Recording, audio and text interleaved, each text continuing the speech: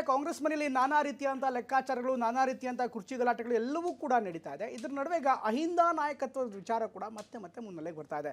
ಒಂದು ಕಡೆಗೆ ಸತೀಶ್ ಜಾರಕಿಹೊಳಿ ಅವರು ಸಿದ್ದರಾಮಯ್ಯರ ಬಳಿಕ ಅಹಿಂದ ನಾಯಕತ್ವವನ್ನು ಹಿಡಿಯೋದಕ್ಕೆ ತಮ್ಮದೇ ಆದಂಥ ತಂತ್ರಗಾರಿಕೆಯನ್ನು ಮಾಡ್ತಾ ಇದ್ದಾರೆ.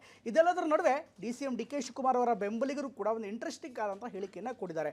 ಮುಂದಿನ 10-15 ದಿನಗಳಲ್ಲಿ ಹೈಕಮಾಂಡ್ ಎಂಟ್ರಿ ಆಗಿ ಗೊಂದಲ ಪರಿಹಾರ ಮಾಡದೇ ಇದ್ದರೆ ನಾವೇ ದೆಹಲಿಗೆ ಬರ್ತೀವಿ ಅನ್ನುವಂಥ ಡೆಡ್ಲೈನನ್ನು ಕೂಡ ವಿಧಿಸಿದ್ದಾರೆ.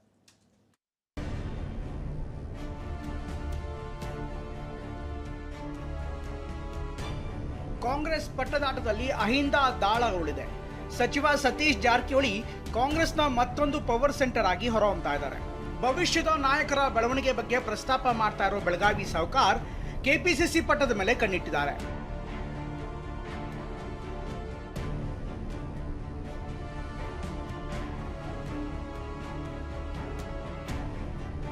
ವಿಷಯ ಅಂದ್ರೆ ಸಚಿವ ಸತೀಶ್ ಜಾರಕಿಹೊಳಿ ಇತ್ತೀಚೆಗೆ ದೆಹಲಿಗೆ ತೆರಳಿದ್ರು. ಅಲ್ಲಿ ಹೈಕಮಾಂಡ್ ನಾಯಕರ ಮುಂದೆ ಕೆಪಿಸಿಸಿ ಅಧ್ಯಕ್ಷ ಸ್ಥಾನ ನೀಡುವಂತೆ ಒತ್ತಡ ಹಾಕಿದ್ರು. ಅಹಿಂದ ನಾಯಕತ್ವ ಮುನ್ನಡೆಸಬೇಕು, ಸಿದ್ದರಾಮಯ್ಯ ನಂತರ ನಾಯಕರು ಬೆಳೆಯಬೇಕು, ಹೀಗಾಗಿ ಕೆಪಿಸಿಸಿ ಅಧ್ಯಕ್ಷ ಸ್ಥಾನ ನೀಡಿ ಅಂತಿದ್ದಾರೆ. ಸತೀಶ್ ಜಾರಕಿಹೊಳಿಯ ಹೊಸ ಪಟ್ಟು ಕೆಪಿಸಿಸಿಯಲ್ಲಿ ಈಗ ಸಂಚಲನ ಸೃಷ್ಟಿಸಿದೆ. ಸಿದ್ದರಾಮಯ್ಯನವರ ಬಳಿಕ ಒಬ್ಬ ಉತ್ತರಾಧಿಕಾರಿ ಒಂದು ಸ್ವರೂಪವನ್ನು ಅಥವಾ ಆ ಜವಾಬ್ದಾರಿ ನಿಭಾಯಿಸೋದಕ್ಕೆ ಸಾಧ್ಯನಾ?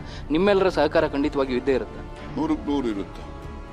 ಈಗ ನಮ್ಮದು ಏನಂದರೆ ಅಸಹಾಯಕ ಸಮುದಾಯ, ಧ್ವನಿ ಇಲ್ಲದೇ ಇರೋ ಸಮುದಾಯಗಳಿಗೆ ಧ್ವನಿಯನ್ನು ಕೊಡ್ತಕ್ಕಂಥದ್ದು, ಅಸಹಾಯಕ ಸಮುದಾಯಕ್ಕೆ ಸಹಾಯವನ್ನು ಮಾಡ್ತಕ್ಕಂಥದ್ದು ನಮ್ಮ ಸಿದ್ಧಾಂತ. ಅದಕ್ಕೆ ಬದ್ಧತೆಯನ್ನು ನಾವು ತೋರಿಸಿದ್ದೇವೆ.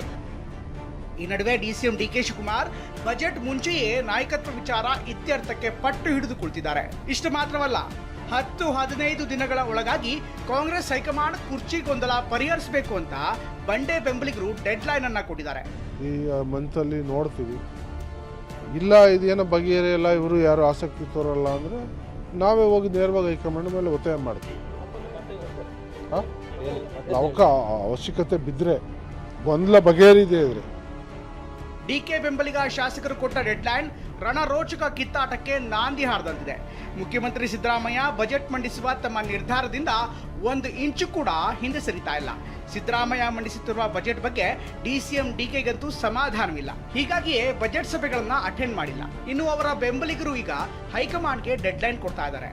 DK ಪಟ್ಟು ಹಿಡಿದ ಕಾರಣಕ್ಕೆ ಅತ್ತ ಸಂಪುಟ ಪುನರ್ರಚನೆಗೂ ಹಿಡಿದಂತ ಗ್ರಹಣ ಬಿಟ್ಟು ಹೋಗ್ತಾ ಇಲ್ಲ. ಅವ್ರಿಗೆಲ್ಲ ಪ್ರೇರಣೆ ಕೊಡೋರು, ಅವ್ರನ್ನ ತಯಾರು ಮಾಡಬೇಕಲ್ಲ. ಈಗ ಹೊಸ ಜನರೇಷನ್ ಬೇಕಲ್ಲ, ತಪ್ಪೇನು ಅವ್ರು ಕೇಳುತ್ತ ತಪ್ಪೇನಿಲ್ಲ. DKಶಿ ಬೆಂಬಲಕ್ಕೆ ನೂತನವಾಗಿ ಆಯ್ಕೆಯಾದ ಶಾಸಕರು ನಿಂತಿದ್ದಾರೆ. ಉಳಿದ ಹಿರಿಯ ಕೈ ನಾಯಕರು ಹೈಕಮಾಂಡ್ ಗೊಂದಲ ಬಗೆಹರಿಸಲಿ ಅಂತ ಒತ್ತಡ ಹೇರ್ತಾ ಇದ್ದಾರೆ.